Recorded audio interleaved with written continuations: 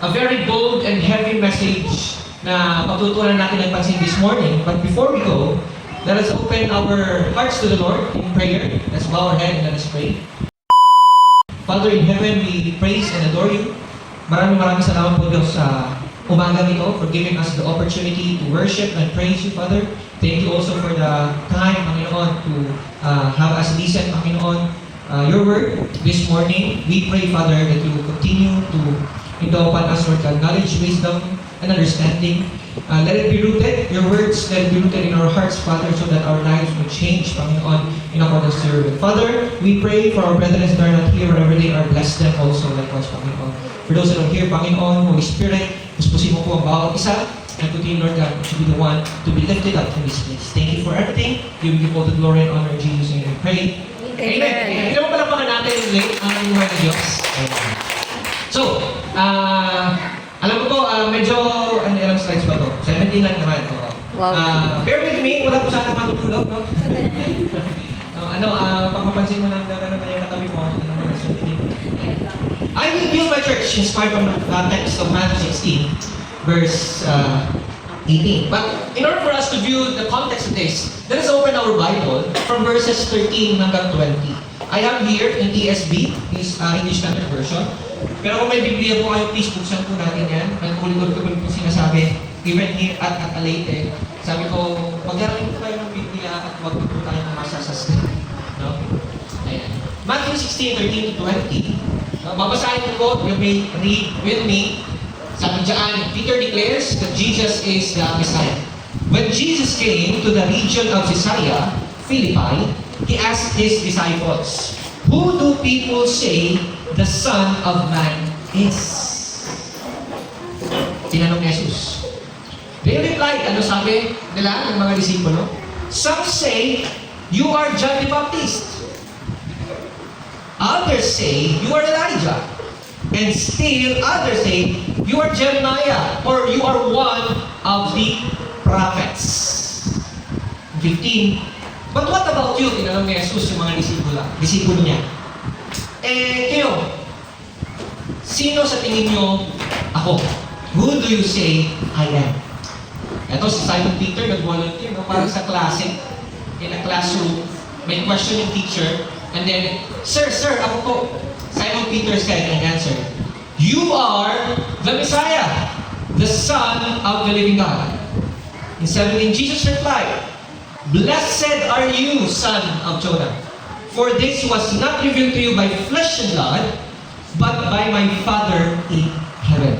And I tell you that you are Peter, and on this rock I will build my church. And the gates of Hades will not overcome it." 19, "I will give you the keys of the kingdom of heaven. Whatever you bind on earth will be bound in heaven, and whatever you loose on earth will be loosed in heaven." Then he ordered his disciples not to tell anyone he was the Messiah. In the last verse, sasabihin mo, ano ba Lord talaga yung gusto mo? Yung makilala ka nila o ang hindi ka nila makilala? Bakit ayaw mo sabihin namin na ikaw yung Messiah? If we take a look back at 17, sabi niya dyan, "Blessed are you, son of Jonah, for this was not revealed to you by flesh." No, not by blood. It was not revealed to you by anybody.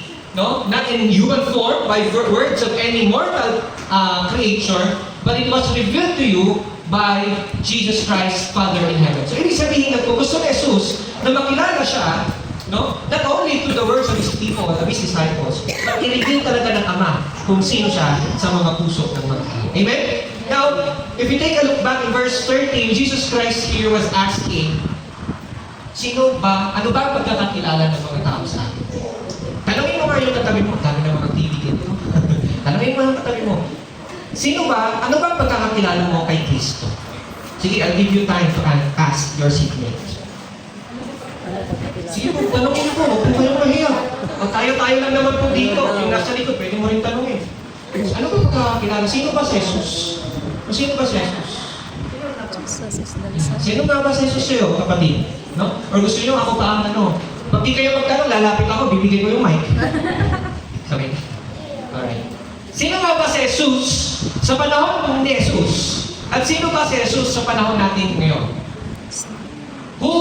do people say? Who do people say the Son of Man is? Ano yung mga naririnig natin?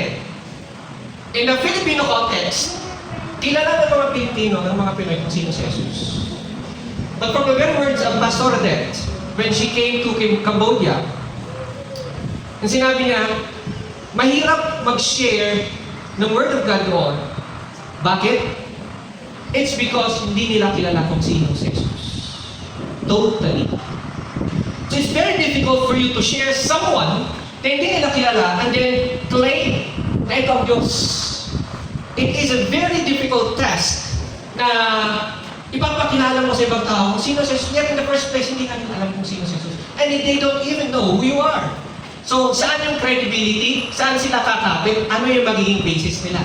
If we say the Bible is the basis, now yung they would ask, sino ba nagsulat niyan? Saan ba galing yan? No? That was a very difficult task. And even during the time of Jesus Christ, yun din yung problema ng mga disipulo.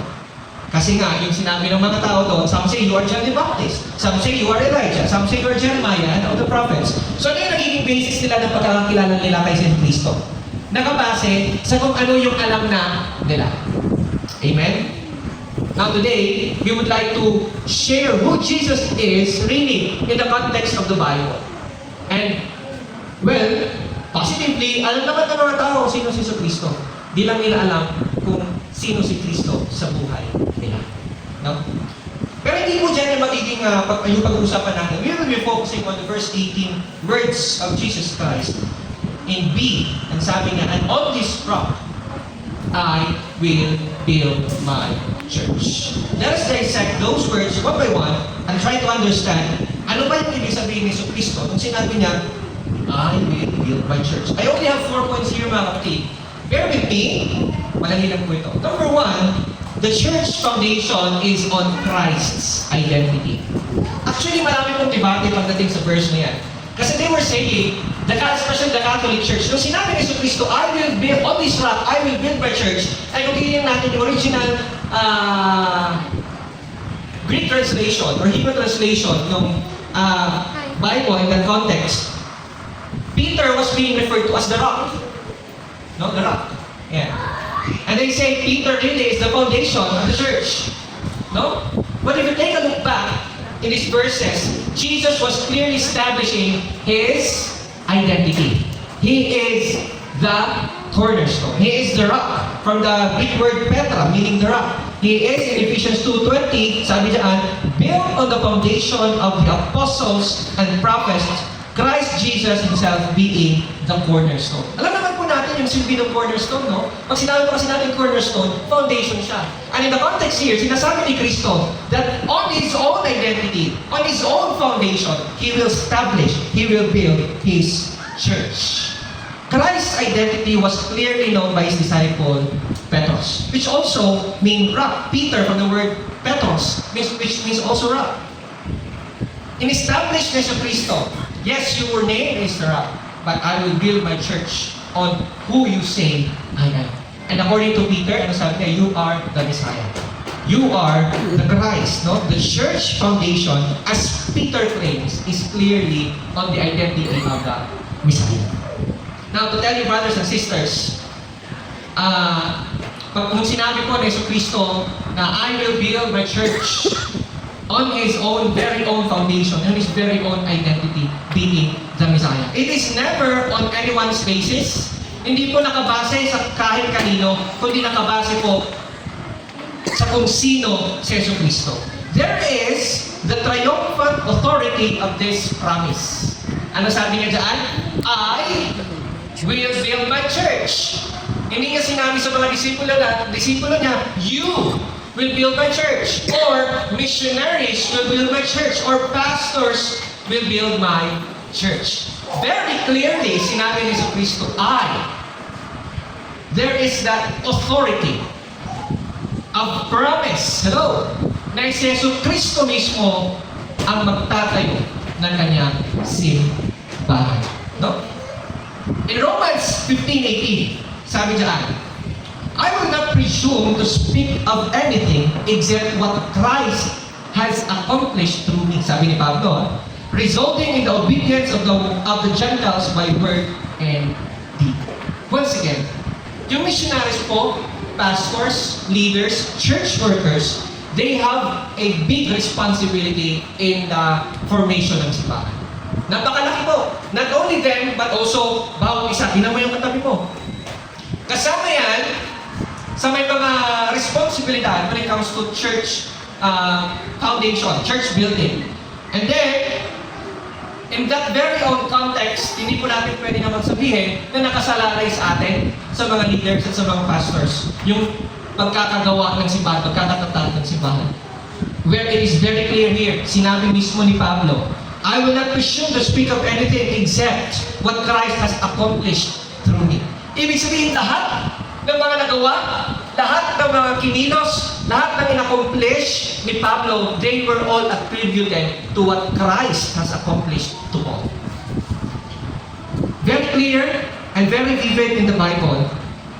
Pastor Alan is not working on his own volition. He is working in accordance to God's will. Amen? Hindi po lahat ng pastor ay they are just doing anything with their own decision, in their own volition. Ginagawa po nila ito in accordance with what Christ has mandated them to do. And we, as a church organization, lagyan lang po natin ng differentiation, no?